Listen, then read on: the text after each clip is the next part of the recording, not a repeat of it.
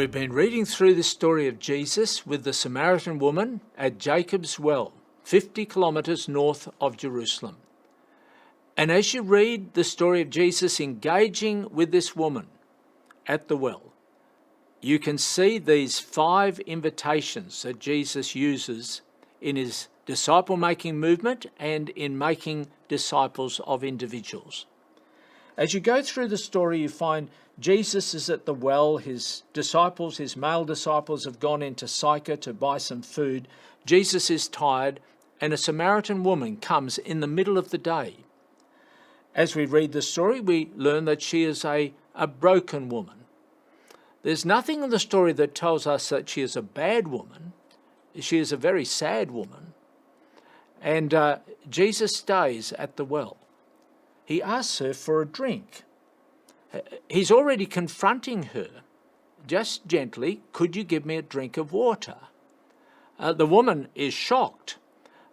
He's a Jew, she's a Samaritan. He's a man, she's a woman. And she says, how is it that you ask me for a drink? And Jesus, he responds, if you knew the gift of God and who it is that asks you for a drink, you would have asked him. And the woman says, are you greater than our father Jacob, who dug this well and brought the water out for his flocks? Jesus is confronting and he's saying, woman, just stop and look. Come and see. See who I really am. And the woman said, you have nothing to draw water and the well is deep. Where can you get this living water that you speak of? Jesus says, everyone who drinks this water that I'm speaking of will never thirst again. Drink the water from this well and you will thirst. But drink the living water that I'm speaking of, you will never thirst. Woman, follow me. Can you see that in the story? Is that where you identified Jesus shifting from come and see to follow me? And when the woman says, sir, give me this water so that I won't get thirsty and have to keep coming here to draw water. Did you notice the next verse? Verse 16, Jesus says, go and call your husband. So you see, to start with, Jesus connects with this invitation, come and see, and then he's engaging with her, follow me.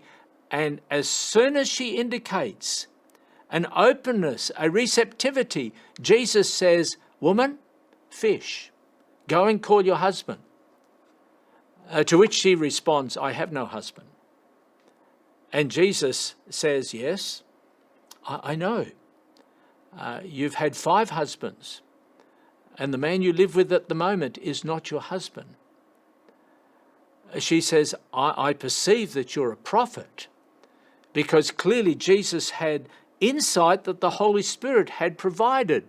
The same Holy Spirit who gave him insight because he was making disciples as a man, not as God.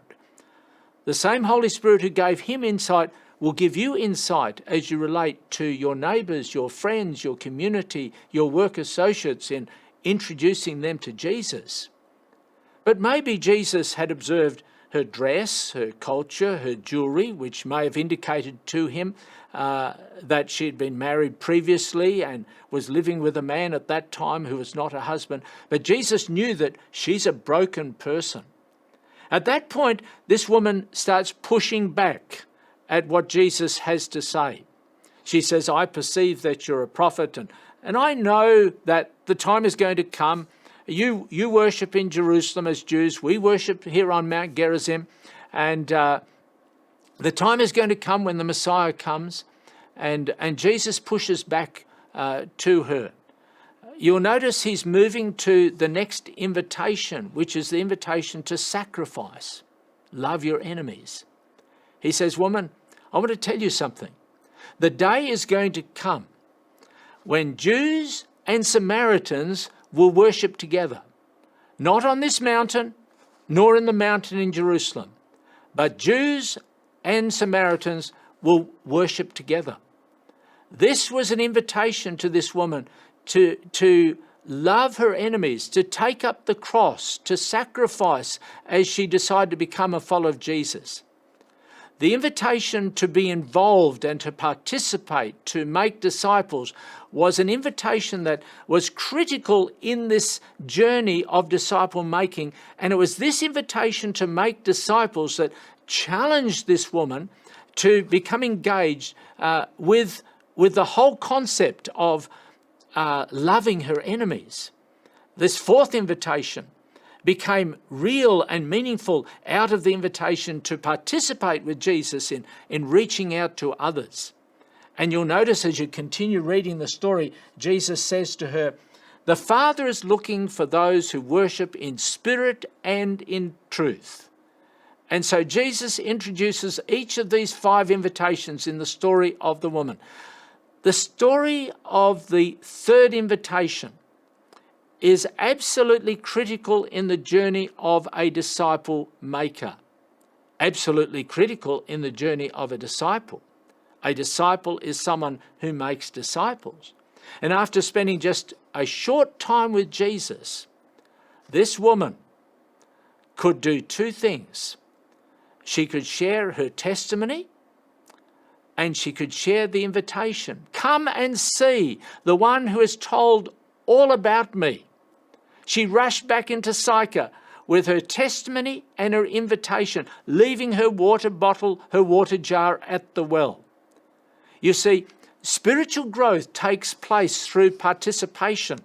Jesus knew the importance of exercise. Just as in physical health, we need good food and fresh air, but we also need exercise. So for spiritual health, we need not only Bible reading and prayer, good food and fresh air, but we also need the exercise. And only through this exercise can we really enter into a deep and close relationship with God. This is how we grow in character and in our being as disciples of Jesus Christ. Every disciple is involved in making disciples. And Jesus, in making a disciple of the woman at the well, invited her with his third invitation to participate with him. I have to ask you, where are you on this journey of disciple making? And where are the other members of the group or the team that you're part of in this journey of disciple making? And so I want you in your groups to look carefully at this people flow chart on page 15 of your conversation guide, and spend the next 10 minutes just reflecting on where you are on the journey of disciple making. Where are you on this journey? And where are the other members of your team or your group, this journey of disciple making? So we've seen Jesus, the movement builder, Jesus, the disciple maker, the importance of these 5 invitations. I want you to memorize these invitations, know them well, share them together as a team, and ask yourselves, where are we on this journey? Spend the next 10 minutes in your groups with your facilitators, exploring these questions on page 15 of your conversation guide.